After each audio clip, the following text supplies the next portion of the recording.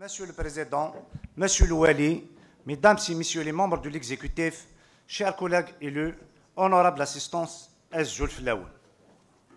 Avant d'entamer mon intervention sur les différentes préoccupations inscrites à l'ordre du jour et qui touchent directement notre cher wilaya, permettez-moi de rappeler une vérité essentielle, une vérité simple, mais elle est fondamentale, que aucune société ne peut avancer sans le respect de la loi, née sans des valeurs morales et éthiques solides dans la gestion des affaires de l'État et de l'État de droit. La loi n'est pas un simple texte administratif, farwa et abstrait. Elle est le socle vivant de la République, le bouclier de la justice et le lien sacré entre les citoyens et leurs institutions. C'est à travers elle que se mesure le degré de responsabilité de nos institutions, le degré de responsabilité de notre État, le degré de responsabilité des responsables et le degré de responsabilité de chaque citoyen. Or, nous constatons malheureusement et avec une grande inquiétude que ce principe est souvent ignoré, bafoué ou appliqué d'une manière sélective. Et c'est précisément ce manque de rigueur et de cohérence dans l'application de la loi qui engendre le désordre, les retards dans les projets, la dégradation des infrastructures et surtout la perte de la confiance de nos citoyens envers leurs institutions. Monsieur Louali, permettez-moi de revenir sur un sujet vital et brûlant, celui de l'eau, source de vie et symbole de la dignité humaine.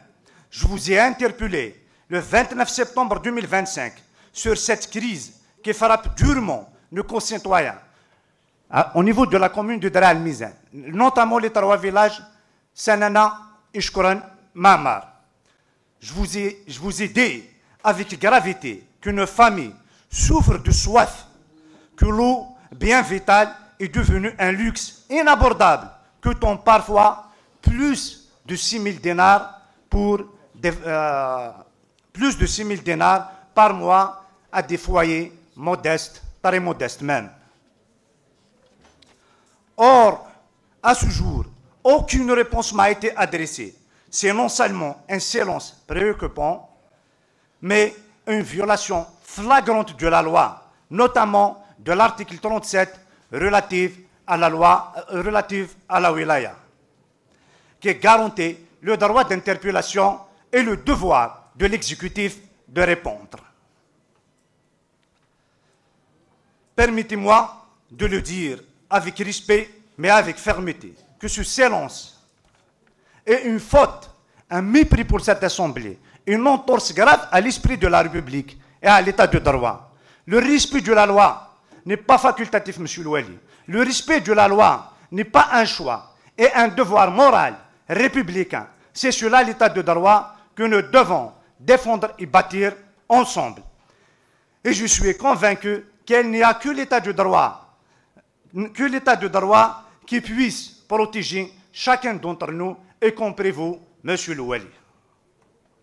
Je vous le redis avec la même gravité que nos concitoyens ont soif. Le Rachina Fouzen.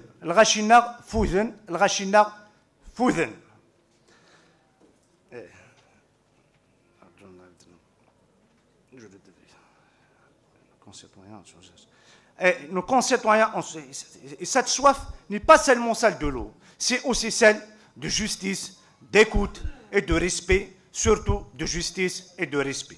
Monsieur Louali, comme nous sommes tous ici convaincus que notre pays traverse une période particulièrement difficile, économiquement, socialement, le budget du wilaya que nous avons adopté est la preuve éclatante. Un budget faible, un budget limité, presque insignifiant. Il ne me permet pas de répondre aux besoins urgents et légitimes de notre population. Malheureusement, certains tentent d'avancer le prétexte d'un manque de consommation de budget. Mais le problème n'est pas administratif, il est politique, il est structurel. C'est le fruit du politique gouvernemental, hésitante, inefficace, mal coordonnée. C'est le résultat d'une incompétence chronique à plusieurs niveaux de décision qui étouffe nos projets et empêchent notre pays d'avancer. Nous vivons, hélas, dans un climat de peur et de méfiance. Chaque fois qu'un membre du gouvernement, on a tous constaté ça, s'exprime, c'est souvent sur un ton menaçant, sur un ton accusateur, voire culpabilisant. Ce discours, loin de rassurer, effraie les investisseurs, décourage les cadres, les responsables et glace toute initiative. Pourtant, le rôle du gouvernement n'est pas de faire peur, mais d'inspirer confiance, de mobiliser les énergies et de redonner l'espoir. Pire encore, la judiciarisation excessive de la vie politique et de la vie économique paralyse toute initiative. La prudence excessive et parfois la résignation. C'est pourquoi, à travers vous, Monsieur Louali, j'interpelle solennellement les autorités de pays. Je dirais, il est temps de tourner la page de discours de menaces, d'encourager, de valoriser et non d'intimider Et surtout, de dépénaliser l'acte de gestion pour que nos cadres puissent travailler avec courage et sérénité et vont entreprendre des initiatives. Je reviens maintenant à un pilier essentiel de notre nation, qui est l'école, qui est notre éducation nationale. Nous constatons tous ici, avec douleur, la montée inquiétante de la violence, de l'extrémisme, du fanatisme. C'est le signe d'un système éducatif essoufflé, déconnecté, incapable de former des citoyens libres, tolérants et éclairés. Monsieur Louali, à travers vous, autant que représentant de l'État et le délégué du gouvernement, j'en appelle aux plus hautes autorités du pays pour une réforme profonde et courageuse de notre école.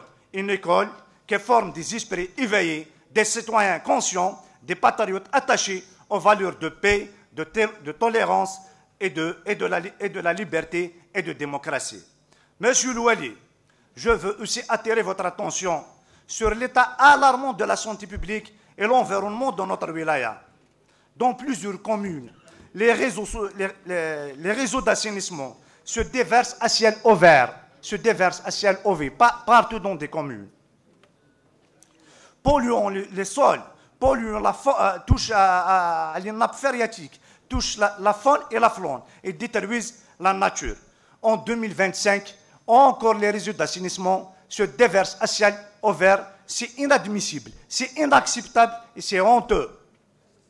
Il est urgent, j'en appelle le gouvernement de faire un programme spécial pour la réhabilitation avec des stations d'épuration modernes et un plan global pour la protection de l'environnement. Je reviens aussi à un problème au glissement de terrain à Dera al-Mizan. Je voudrais aussi évoquer le drame silencieux qui vivent les habitants du village Oulad Aïssa dans la commune de Dera al-Mizan.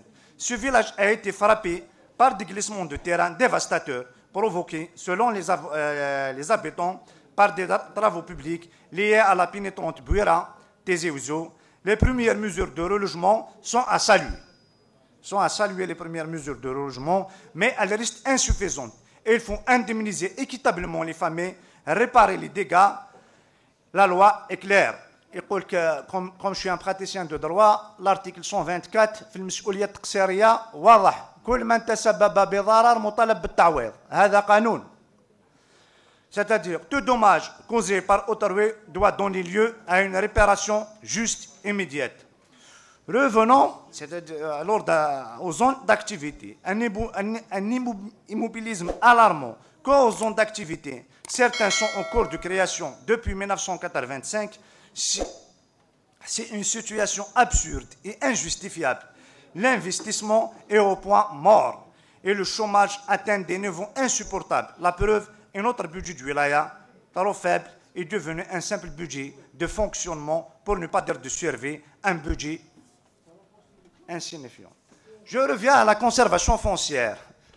La conservation foncière, pour moi, est un foyer d'injustice. La conservation foncière de notre wilaya est aujourd'hui perçue comme un repère de lenteur, de favoritisme, pour ne pas dire parfois de corruption. Certains obtiennent leur acte en quelques jours, d'autres attendent des mois, voire des années. C'est inacceptable, Monsieur Louali. Vous avez le devoir d'agir. Projets structurants à l'arrêt. Comment comprendre que des projets structurants dépassent des années de retard, comme la pénétrante, la déviation de Dera El Mizan, le centre sportif d'Agriv, la zone industrielle de Dera El Mizan, autant de chantiers interminables. Je dirais, c'est synonyme de gaspillage de temps, d'argent et d'énergie. C'est un discrédit à nos institutions. Et avant de terminer ma contribution, sans oublier la radiothérapie. La radiothérapie est en panne. Je ne peux pas terminer sans évoquer la situation dramatique du service de radiothérapie en panne depuis des mois. Des patients souffrent, certains perdent espoir, d'autres perdent la vie. C'est une trahison morale envers nos concitoyens. Les responsables doivent rendre des comptes. La santé n'est pas un privilège, c'est un droit sacré, un droit naturel avant qu'il soit un droit constitutionnel. Et en conclusion, je dirais notre mission ici, à l'Assemblée populaire du Wilaya, est noble et exigeante. Nous sommes les porte-voix du peuple, les gardiens de bon sens et les sentinelles de la justice. Nous ne sommes pas ici pour plaire, mais pour servir. Et servir, c'est parler vrai, défendre nos concitoyens, refuser la résignation. Une wilaya forte, c'est une institution respectée. Une institution respectée, c'est celle qui fait respecter la loi et protège les plus faibles. Pour une Algérie libre et démocratique, gloire à nos martyrs. Merci. À l'écoute. Merci.